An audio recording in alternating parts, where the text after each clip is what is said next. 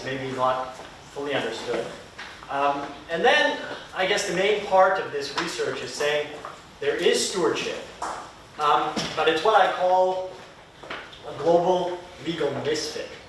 And so I want to make very clear why I think stewardship codes, which started in the UK and have proliferated around the world, why they are global misfits. Please be here.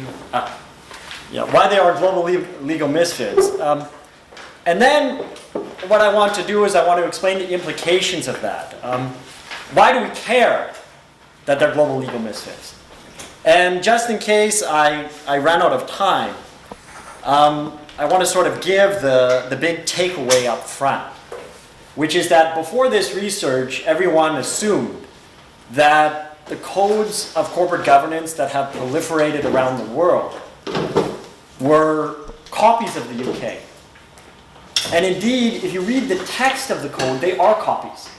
So you'll see that if you go to these jurisdictions, which we did, and we did all different types of analysis of these codes, they read very much like the UK codes. But what they actually do, the function that they perform, is terrifically different. You go jurisdiction to jurisdiction and you find that they perform all these strange functions that the drafters of the UK code would have never anticipated in their wildest dreams. You have a code in Thailand after a coup d'etat, which was put out by the military junta to justify that they're doing something, to give one very extreme example. But traveling is wonderful, and I was just talking to the discussant of my paper, and I found out that even though we've been looking at this and we had a 5-year project, and we thought we had all the stewardship codes in the world, I found out that Israel has a code just in Hebrew, so I'm so excited to find out about this one code which I didn't acknowledge, and I'm feeling, as a comparativist, I'm feeling quite shaken by this, just to get this news. But it's wonderful to find out about that, and I want to hear more about that. So what is the story? And now maybe I should have an Israeli flag coming up here, because what is the roots of stewardship? Well, the common refrain is that people talked about stewardship around the world for a long time. But stewardship codes didn't really gain traction until 2010. And in 2010, the UK issued the world's first stewardship code. Now, maybe the Israeli code could be a bit of an earlier version. Canada had something earlier. But you'll see when we do the textual analysis that the UK code is the watershed point. And you can see that this has been copied around the world. But it's not enough to understand that the UK issued this code in 2010. The most important thing is to understand why the UK issued a code. And it's a story that we're all very familiar with by now, which is the change in shareholder structure, of the shareholder structure of LSE companies. And for Americans in the room, a bit of a different time frame, but you have a similar story, right? And so if you look at this line is individual investors, and you can see that you go back to the 1960s, and over half of the market is owned by individuals. And then you look at this blue line, which is foreign investors, but over 90% of those are institutional investors. And so what you get in the UK is you get a transition from the 1960s to the 2000s, a shift of the London Stock Exchange being owned by individuals, and then going into the hands of institutions. And of course, the story was originally that this is a good thing, right? And why is it a good thing? From a corporate governance perspective, the feeling was, well, now you have more sophisticated people owning the shares. It's not mom and pop investors, it's institutions. And that these institutions will do a lot better job monitoring the board of directors, right? Very quickly, though, people began to figure out that this was not the panacea that everyone thought. And the common phrase that is repeated in the UK context is that these institutional investors, which now own 68% of the market, were the so-called sleeping giants of British corporate life. Why were they the sleeping giants? Well, this is also a story that is very well known now, that they simply don't have the incentives in their business models, most of them, to be actively engaged in monitoring companies. So the common phrase that was coined in the UK is we now have ownerless companies, because 70% of our market is owned by institutional investors. A huge portion of these investors don't have an incentive to engage. Another common phrase that was used in the UK is these are companies with absentee landlords. And that was the common refrain. Now, there was talk about how this was problematic, but the UK didn't become serious about this until after the global financial crisis. And after the global financial crisis, an autopsy was done on UK corporate governance by a government committee, and they identified that what went wrong, one of the major causes of the global financial crisis from their perspective, was that these institutional investors were absentee landlords, and therefore the management of banks, but also firms more generally, were taking excessive risk and thinking in the short term rather than the long term. Now, from a legal perspective, and Ed's talk yesterday was great, I think, in reminding everyone that corporate law is based on a firm by firm, company by company basis, not a collective basis, right? And so, I don't have time to explain it now, but from a legal perspective, placing any sort of duties or hard law on small shareholders doesn't make any sense. It's the truth that in jurisdictions like the United States, if you become a controlling shareholder, you can have fiduciary duties. In some jurisdictions you don't, but in the US you do. But when you have tiny shareholders, you think of a high-frequency trading outfit, right? How can you put duties on people like this? So what did the UK do? You can't put hard law on it, so they tried a soft law solution, which was not surprising for the UK, because the UK has a history with soft law that has been very successful with corporate governance codes.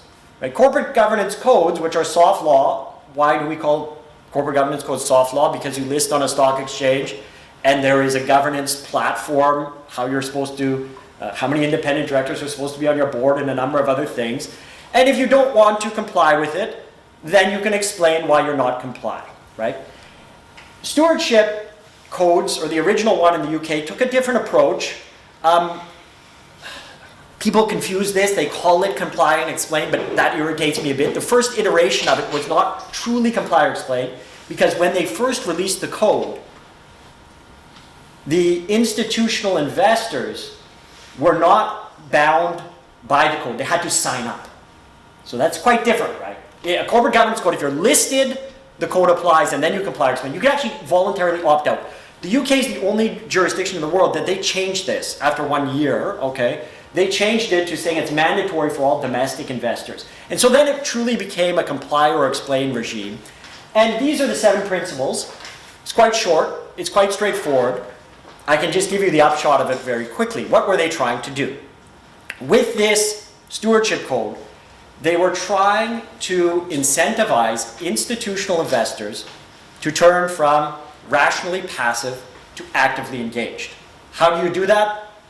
You require the domestic ones to comply or explain on the basis of they have to set out their plan for how you're going to monitor, how you're going to engage. If you do engage with the company and the company's not responsive, how do you escalate? Okay? If you're escalating and it's not working, how do you collectively work with that other 68% to get your change? And the feeling was, or at least the theory was, that if you force the institutional investors to do this, that this is going to change the incentive for them, that the market is going to put pressure on them to become more actively engaged.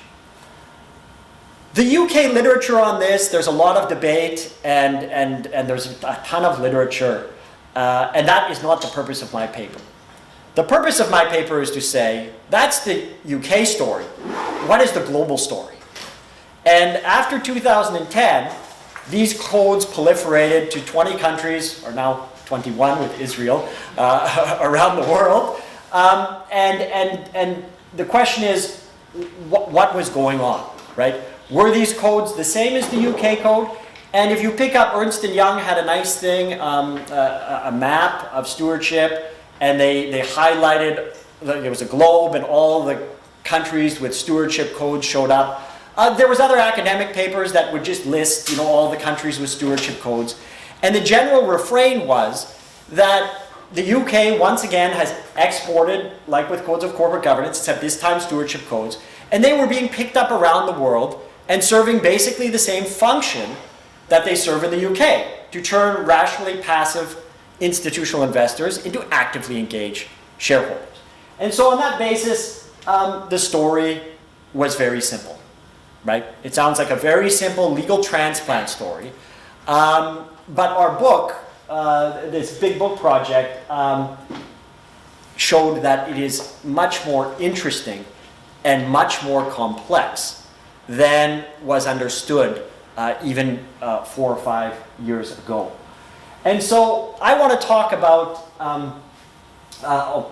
I will talk about one sort of relatively straightforward aspect before I get into the more interesting aspect, which is the first thing that we wanted to do was to confirm this story that the UK code, at least textually, had been transplanted around the world. We did this in 3 ways. One way was to look at all the corporate governance codes. Although they're in 20 jurisdictions, some have several editions, and there's a few model codes that have been produced by international organizations. So there's 40-some codes that existed.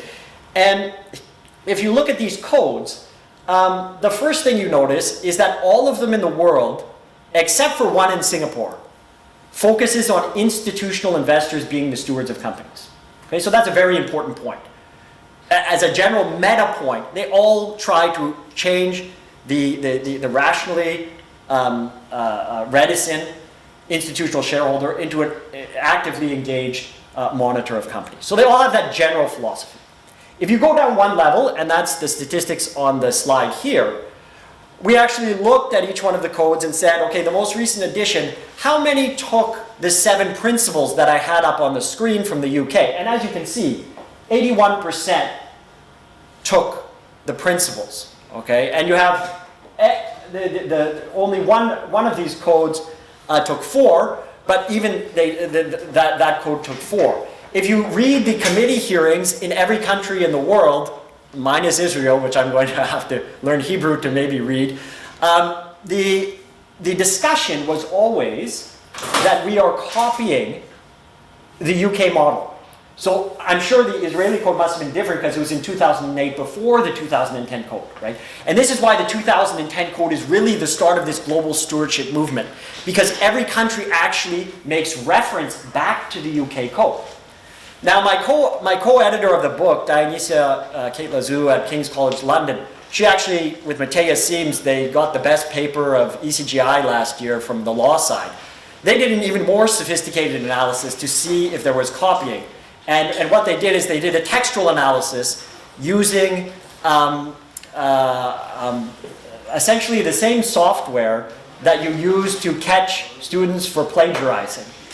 And they wanted to see if these lawyers around the world were plagiarizing. So they ran all of the text of the codes through this plagiarism software, and they did other networks and stuff like this, and a more very sophisticated empirical paper. And their ultimate finding was more nuanced, but they did ultimately find that yes, the UK code, especially in Asian common law countries, textually looked very similar. Now, it's difficult because these codes were in many languages, right? So they had to translate them back to English. So, even the fact that there was a textual similarity that close tells you that they've probably copied. So the bottom line point of this is we are very confident on every level that both in the policy discussions and in the text, you have basically a clear legal transplant. Okay, so that is the departure point. Now, why do I call this a legal misfit? Right, and that is where it becomes very interesting and is one of the points of complexity that came out in this large project. And I have to give credit where credit is due. The book project involved 40 academics, all terrific in their jurisdictions. And they provided the foundation for this because they wrote chapters on every single one of the stewardship codes in every jurisdiction. So the book is really this wonderful thing where you have the leading people from each jurisdiction, right, who've written this. And without this, I would not have been able to put this paper together. So this is really coming from a collective effort that these authors contributed. So why do I say that it is puzzling rather than simple? Well, what makes it quite puzzling rather than simple is something that is not that complicated. And when you go out of the US and the UK, right, you realize that the fundamental problem that existed in the UK only exists in the US, right? This idea of institutional investors being theoretically potential stewards does not exist, at least if you're talking about voting control, in any other jurisdiction in the world. You can see quite clearly, Asia is probably the starkest example. Across Asia, institutional investors average out at 11% in the Asian markets. And Japan is included in there, and Japan is an outlier. Okay, Marco brought up Japan yesterday. Japan has about 30-odd%. Japan is a huge outlier from shareholder structure in Asia, right?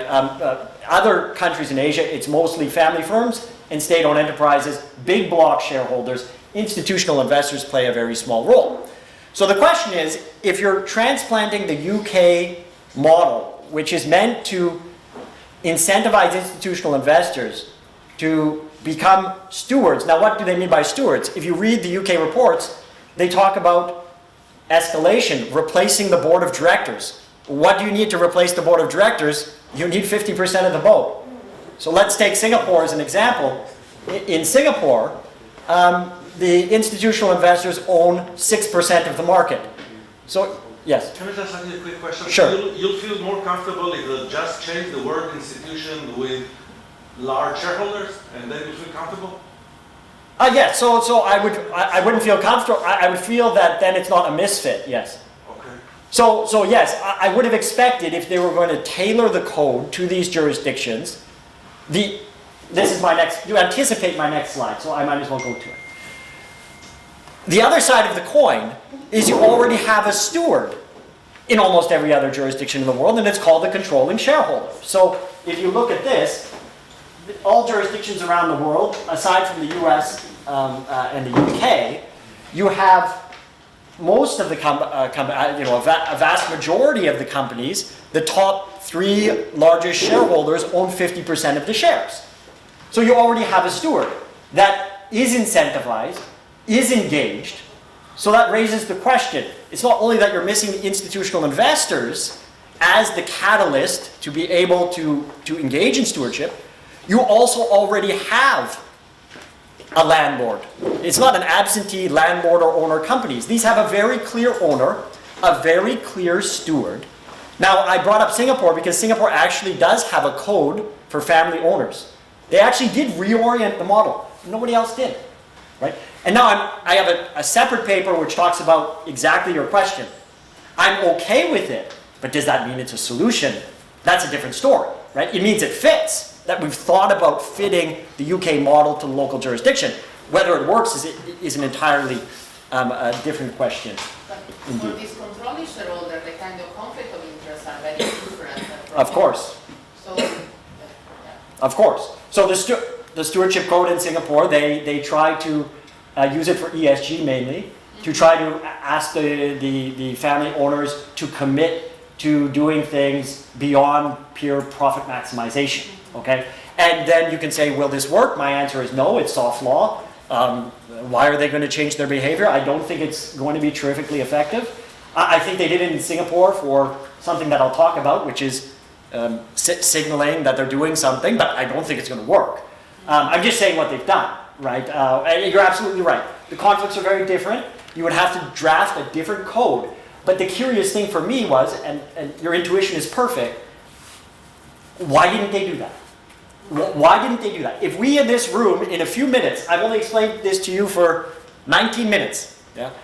And if we can quickly say, well, the problems are totally different, you need to have a different code, I agree with you 100%. The question is, Why didn't they do that? Why did government committees get together and spend a lot of time on this and just say we're going to cut and paste? Okay. So that's where then it gets very interesting, and I rely on the individual authors in each jurisdiction who explain in detail what was driving the cut and paste of the UK code, right?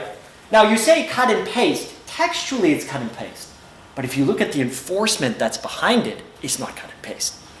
Most of these codes are entirely voluntary that require nothing at all, because they're not actually trying to make corporate governance change in many places. Take the Thai example again, where the military junta puts this out. Do you think that they are actually interested in making some change? Take Kenya for an example. Kenya has a code that nobody ever signed up to. It's a legal instrument that binds no one. Okay? None. Zero. Still, the World Bank will tick off the box. Kenya has a nice stewardship code. Of course, it looks very much like the UK's. Now, you have more sophisticated examples. And this came up wonderfully yesterday about Japan. The Japanese code, as Gen Goto explains it in his chapter, was an attempt by the Abe administration, part of their 3-arrow campaign, to try to get Japanese companies to think more short-term, to take more risk. Exactly the opposite of the UK agenda. Korea is an even more interesting story.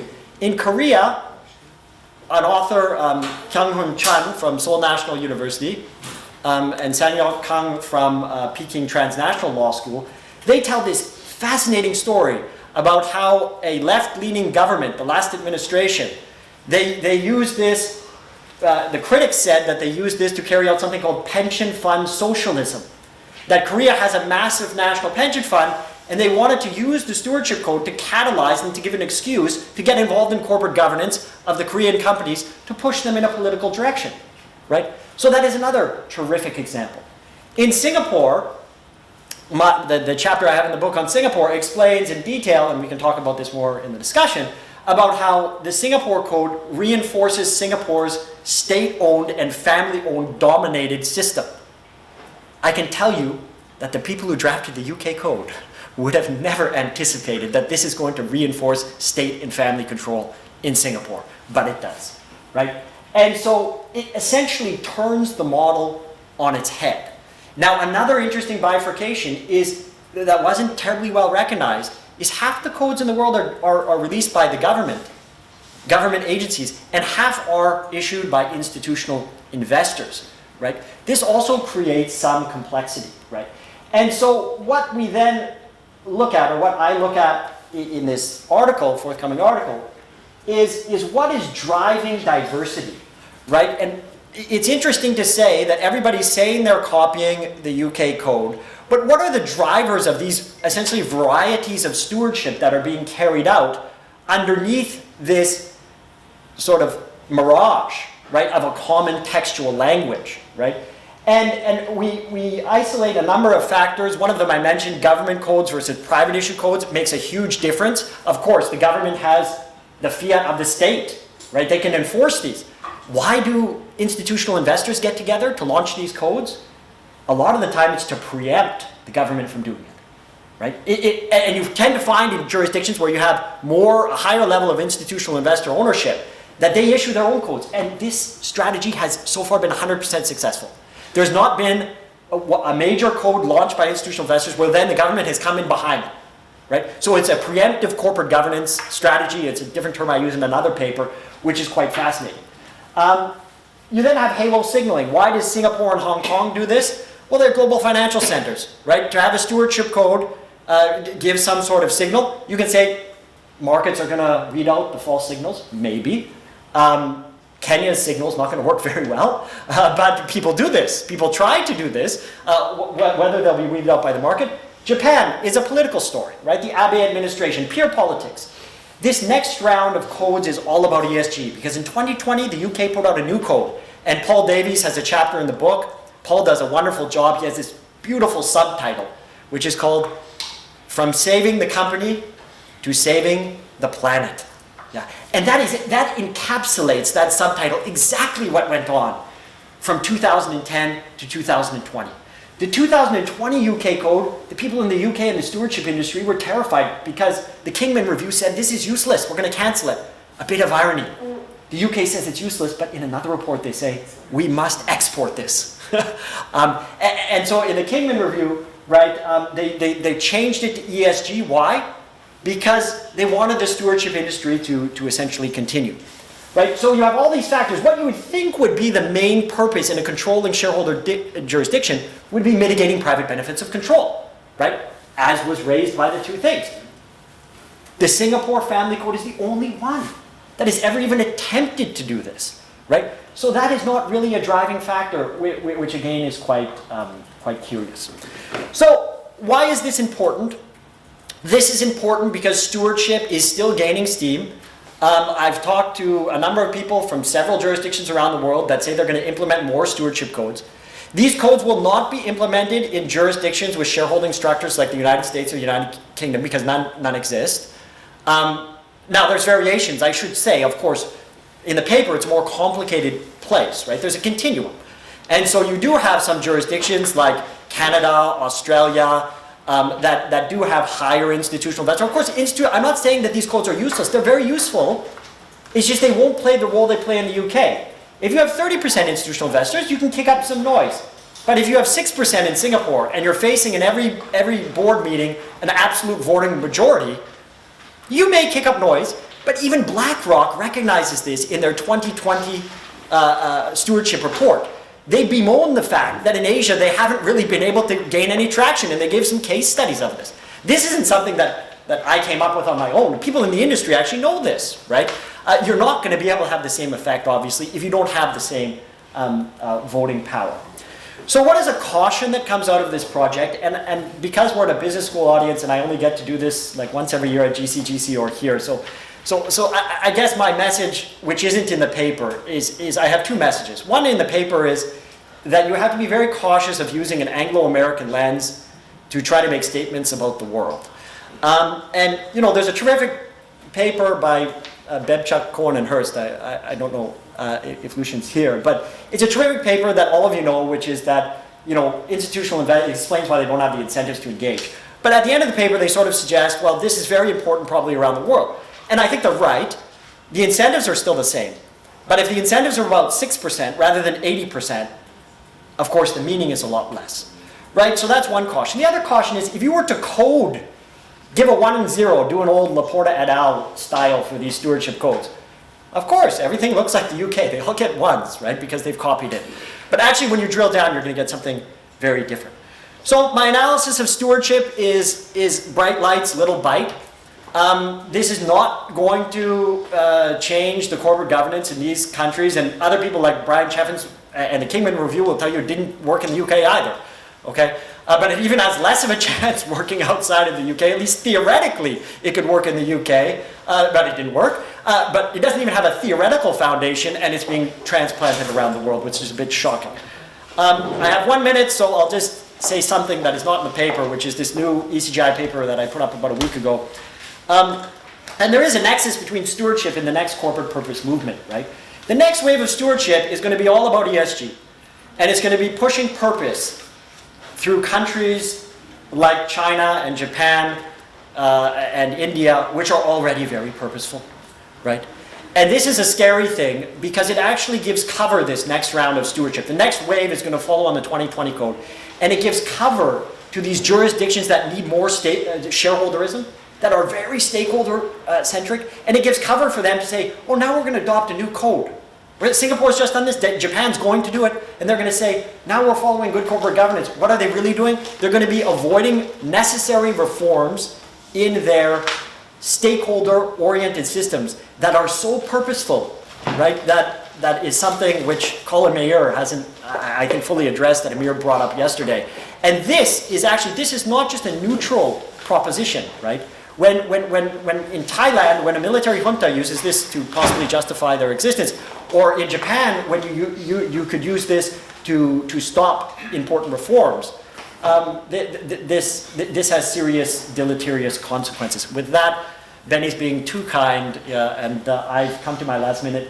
Just I end with a nice picture that looks like when I look out of my room, yeah? So I thought I should end on a happy note, and now I look forward very much to the comments. Yeah, thank you.